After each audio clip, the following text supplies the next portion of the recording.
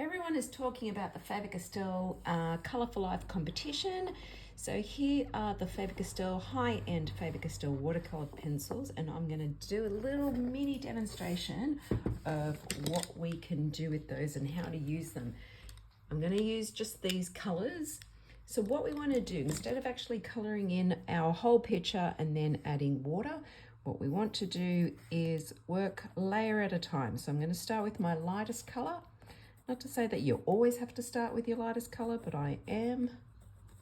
And I'm going to do a tree. So the paper I'm using is a Paper House Plus, Watercolour Plus paper, and I'm just adding a bit. So it's more like a medium paper, not too smooth, but not too rough. And I'm just adding some tone in there first. And no, I have not drawn my tree. This is more like a dead tree stump, really. I'm just going off a photo that I have in front of me, which no, unfortunately, you can't see. Add some of these. And the colour I'm using is 268 green gold. So all the Faber-Castell colours, all the ranges, they all match. So you can get this colour in the Pick pen, you can get it in the watercolour markers, you can get it in the polychromos markers, even the gold Faber, like the more of the cheaper pencil, still good quality, but not as good as the green range. So the gold Faber is the blue range, more like a high-end student. So let's have a look. Now I'm just going to add some water. I grabbed some water in my brush, but I'm actually going to just tap some of that out, and then I'm going to just move it around. So picking up the colour around there. And if I used more like a cartridge paper, then the paper, like the actual paper, would roll. And I couldn't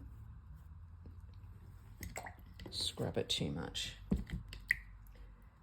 Just rinsing out my brush, dab it a little bit again, and pop in a bit of the colour. All right, so what we're going to do now is let that dry. I know, what do you mean? Yep, just let it dry. And once it's dry, then you can put the next layer on.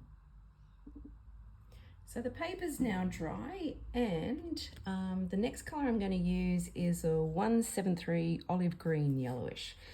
So I'll be working some of the darker colours, which there's a few little shadows around here.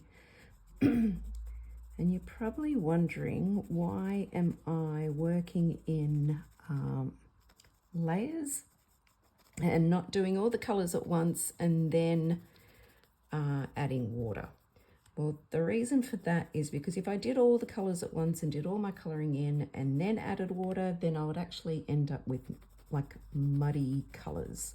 So there'll be no distinction between the layers. So doing it this way, like I'll still be able to see that yellow underneath, and it will just look more pristine and more authentic. So just adding a few more darks in here, starting to get some like darker colours. So like I said, this is a tree stump that I'm working on.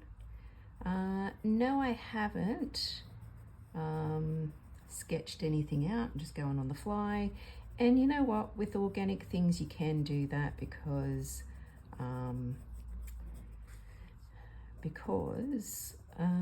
there's no right or wrong. It's not like you're drawing a face and you're trying to get the actual structure right, or make it look like a person. You know, when it comes to organic things, you can just kind of get a feel for it and let it all happen. So what am I basically saying? Well, I'm basically saying that you can cheat.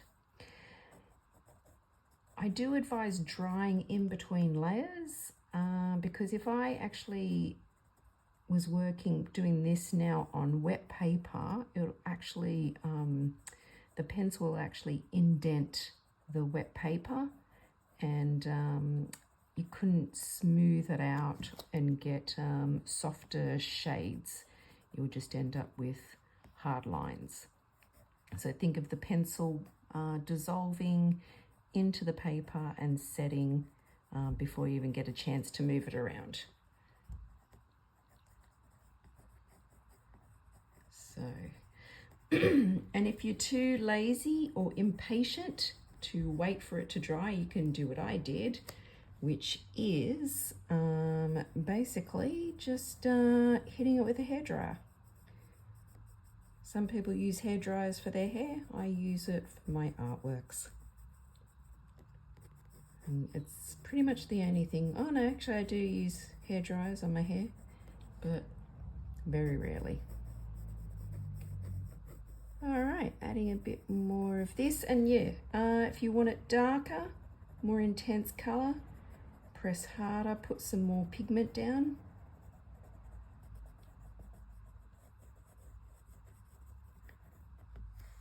And I'm actually going to start lining, oh no, I won't do that yet, but I'll just leave that like that. All right, again, grab my brush, and I'm just going to start moving it around. I don't want to play too much with the water, because if I scrub it too much, it is like watercolor and you'll end up scrubbing it away. So if it's getting too dry, I'll wet my brush again, dab it on tissue just to get rid of the excess water, and just move it around. So like I said, you can actually still see that yellow underneath that green because I'm working in layers. And I'm going to leave that little streak of white there. And wherever I've got it hard, like pressed harder. If I don't, like my brush is actually picking up that pigment, so if I don't want too much pigment, I do need to rinse off the brush. Again, dab it on a bit of tissue and just move around the edges. Oh, isn't this lovely? And I don't get paid to say this, but I would say my favorite colored pencil is Faber-Castell. It's the one I grew up on, the one I always use. So this isn't a paid promotion, this is just purely my preference. I only sell in the shop what I like and what I would use myself. And of course, at the moment, everything is all the Faber-Castell products are 20% off. All right, so my second layer, like I said, you can still see that yellow underneath. You may not see it that well on the screen, but yes, I can definitely see that layer of yellow underneath. So I'm now going to move on to my darkest color, which is the dark sepia 175, because what I'm actually going to do is mark out the burnt out stump. So let's come over here. So it's the part of the tree that's all burnt out, the inside part. Follow this down here. It's going to be quite dark in there. And in here it's going to be really dark, so I'm going to press quite hard right along the edge there. Now what I'm doing is I'm blowing away just that excess pencil that sort of gets left behind.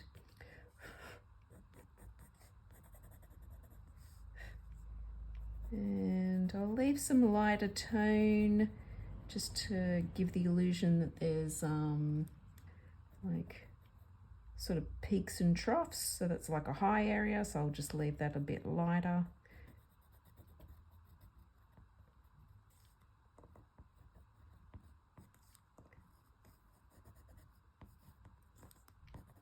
Okay, so I'll leave that there. And then we've got our other part of the tree stump, which is going around here, goes up, around, and then swings around there.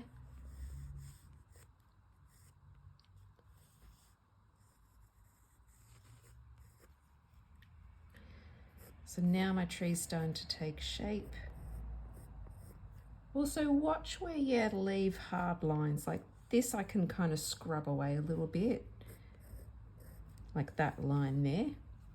So, but when you do drawings, you don't want to leave like an outline, like a hard outline all the way, unless you're doing that kind of style of drawing where it might be more anime, or like can't say I'm really up with the speak of different types of artworks, so excuse me for my ignorance. So this is quite dark in here, and like I said, I'm pressing quite hard, putting a lot of pigment down. There's all these different types of artworks and I really have no idea like what they are. Okay, so this is quite dark in here, goes back dark again.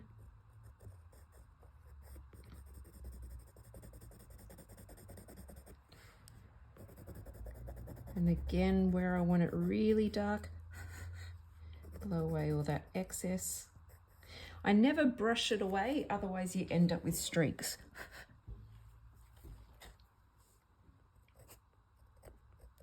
So you end up smudging your artwork. People have used brushes, like paint brushes. I think that smudges it too. Other people might be okay with it. They might use it a different way where they don't have that problem. I do have that problem. I never say definitely don't do something, because someone else might end up doing it and it would work for them. So find out what works for you. So just adding some darker tones up here. And I don't have to worry too much about these white areas. Like I can put some mid-tones in here just by allowing what's on my brush to pass over there once I wet it. All right. I will put a dark line in here at the moment. So I'm jumping the gun a little bit. I'm not quite going on my mid-tones yet. Like there, I want to actually pick out my darks. But there is a bit of part of the tree there, but I'm just jumping over and just doing the darkest area through here. I will add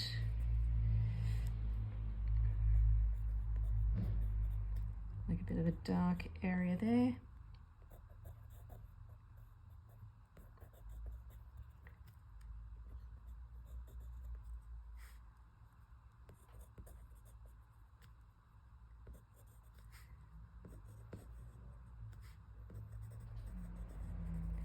Adding my darker area. This would be more brown along here.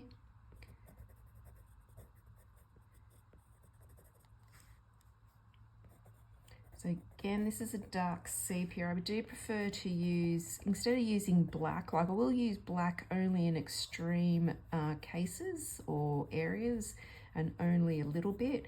But if I do want a really dark area, I always use my dark sepia, which is a 175, or the, what is it? There's another color. Oh, just trying to think about what it is. But it's the darkest blue, indigo. That's it. So I either use the indigo or which is 157, just off the top of my head, I think that's the color. So 157 for indigo, or the 175 for the dark sepia. Okay, so that is that part. Again, just grabbing my brush. I'm going to start in the darkest areas. Actually, I won't start in the darkest areas. Wetting my brush, dabbing it on a bit of tissue paper. If I have too much water on my brush, then it'll just flood the area. So, just going to run it down there. Don't want to go, see how like there's a lot of pigment down, so that's why I'm going to rinse out, because I don't want it to get too dark. So just dab it. I've got too much water, I'm just dabbing it away. Okay, now we're bringing it into the darker area.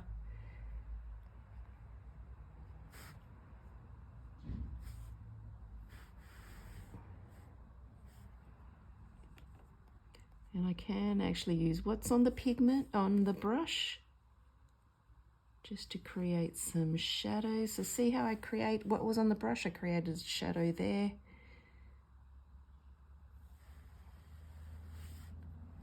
Wet my brush, got it a bit dry, so I wet my brush again, dabbed it on the tissue, and just wetting around here. What's the point of wetting around here? Because it's the paper's a bit got a bit of a tooth on it. By wetting this area, it will actually go right into the tooth of the paper and just fill in everything. Make it nice and dark. Oh, I don't want it too dark around there, so I'm going to rinse out my brush and then just leave some of those white areas or lighter areas. Use what's on the brush to create a bit of shadow. So just gently create some shadow around there.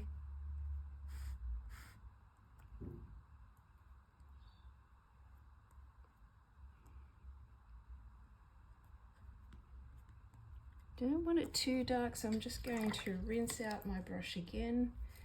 Start on, oh, see how I'm like wetting an area that's already been wet, and so I'm actually taking off some, so you do have to watch out for that.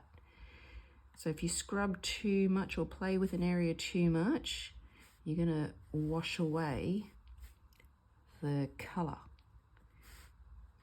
So the watercolor pencils definitely acts like watercolor. Now, this isn't, the paper I'm using isn't 100% cotton,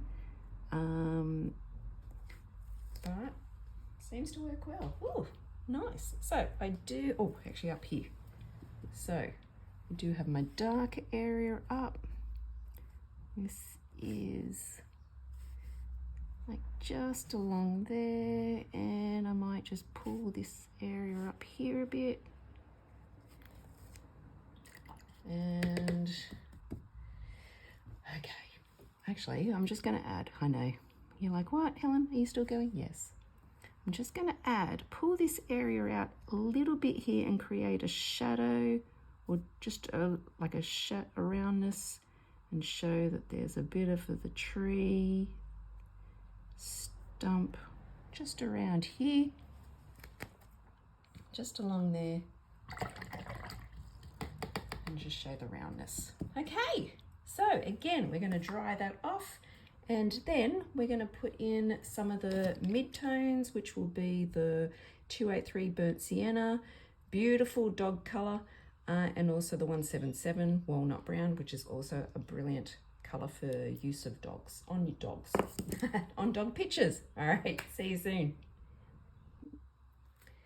All right, starting with the Burnt Sienna 283, beautiful reddy brown. I'm going to start adding some of these redder tones. So popping that in here.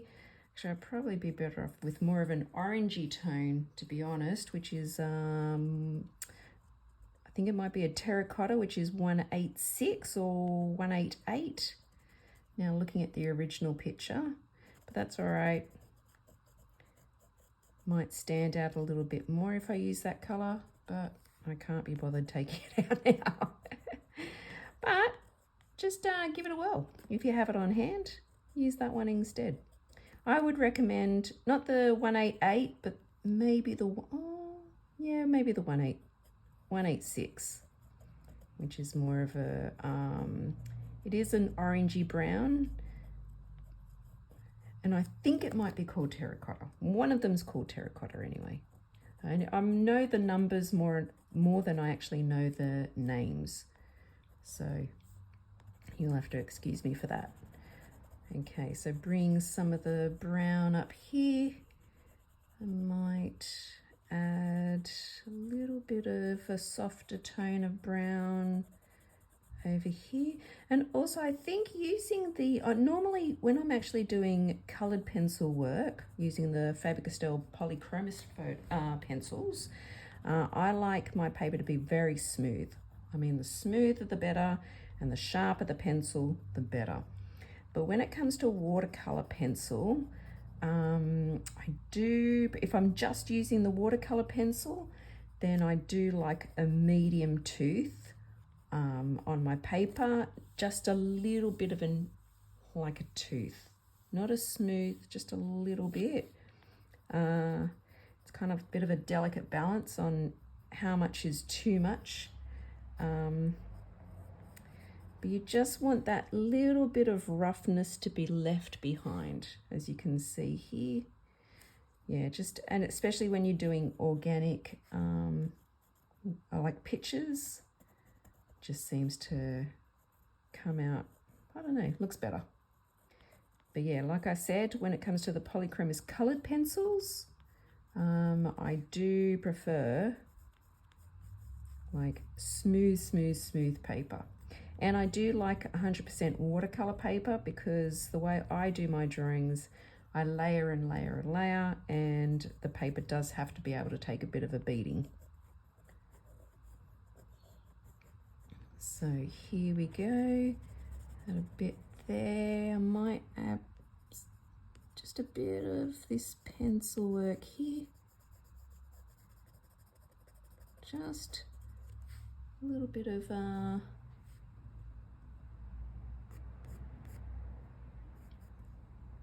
might add a bit of brown in there as well, just to tie it all together.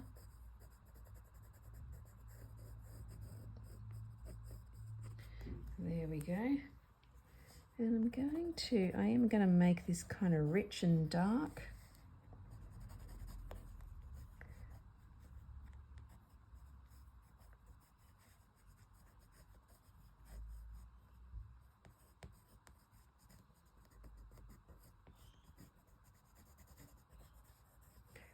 And I'm just putting a bit of brown down there just to finish it off. Okay, so that's a short one. We're going to add a bit of, oh, actually, you know what? No, I'm going to add a bit of like the reddy brown up here.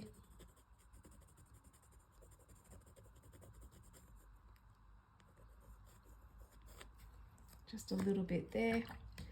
Then again, wetting my brush, and then just dabbing out the,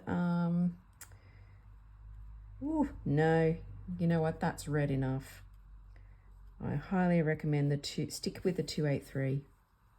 Oh, look at that. Oh, that's nice.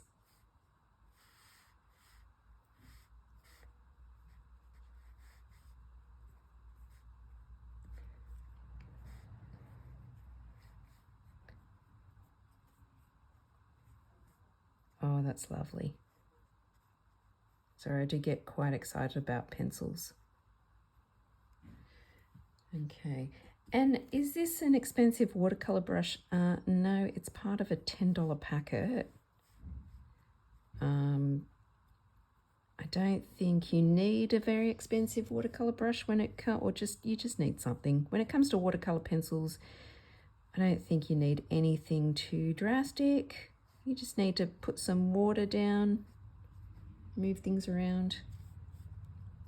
I'll rinse off the brush, get rid of some of the color, and then move this around. I'll group my colors down here, leave it white more there, and Just soften the edge there. There, oh, and up the top there as well.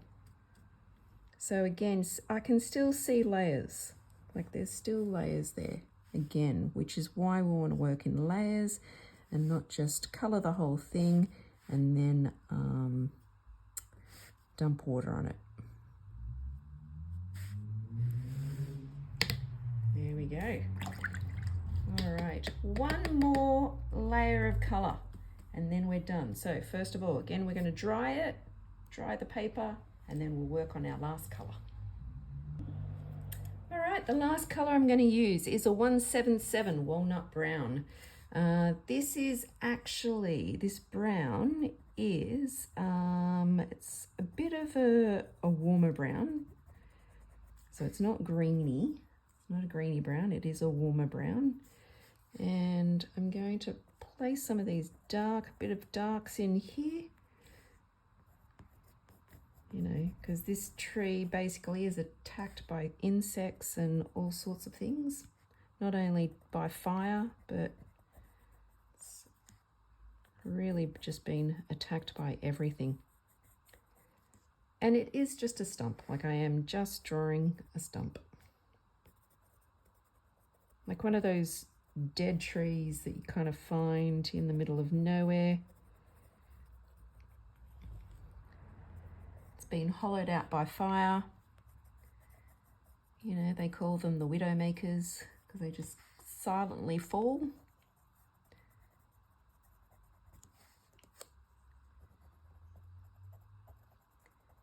Just going to put in, and I'm pressing quite hard because I do want quite a bit of contrast in here. And you can see here I've gone really dark in here, so don't be afraid of contrast and actually really getting some darks in. Remember, it's just paper. Like, you're not going to end the world by making a mistake in art. It's impossible.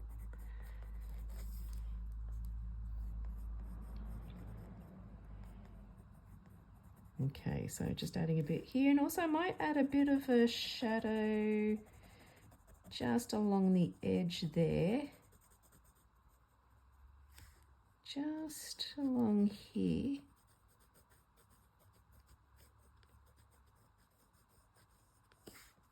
Just get that shadow, bit of a shadow in here.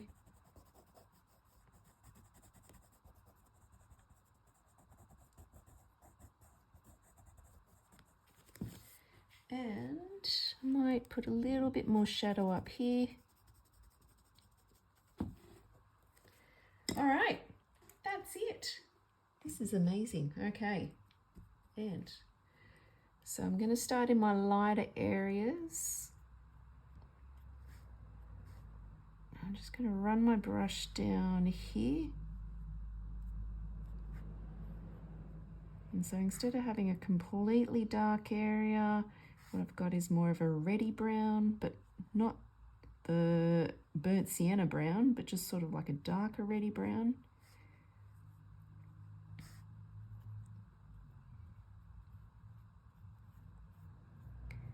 And again, I can still, if your brush gets a bit dry, just wet it again, but don't forget to always dab it on a bit of tissue paper, because we don't want just a pool of water on our paper. It's not going to look good. All right, and there we go. I think that's it. I'm just going to pick up some of this dark in here, and looking at this, I may have taken that a bit too far. Anyway, like I said, oh, actually, I can show the next little part.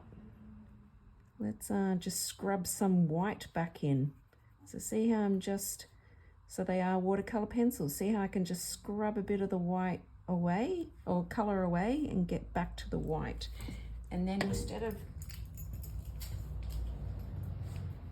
rubbing the paper, we just want to dab it. So just dab that color back out.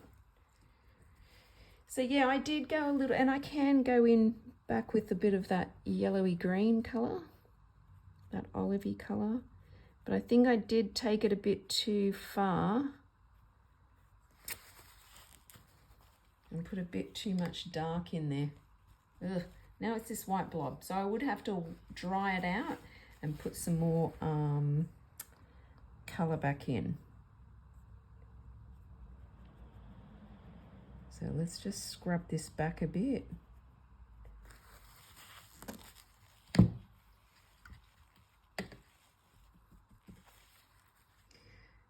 I thought we were going to just be finished at this spot, but we're not. I'm going to scrub this back a little bit, and then I'm going to put that colour back in. And we can just sort of dab a bit of water and then just sort of soften that edge. There we go. All right, I'm going to dry it. That looks a little bit better, but I do have to add this yellowy green, which is the green gold, back in, so it doesn't stand out like a little ghosty section. All right. Okay, let's start this again. As I said, I did take it a bit too far. Pop in a bit more of this yellow and grab my brush, dab out the excess water, and just soften in that yellow back in, or the green gold. Okay, all right. I did take it too far. I'm not gonna lie to you, but that's all right. But hey, the world's not ending. Let's pause for a second. No, we're still here. It's all good. All right. This is Helen signing off. Keeping it real, making mistakes.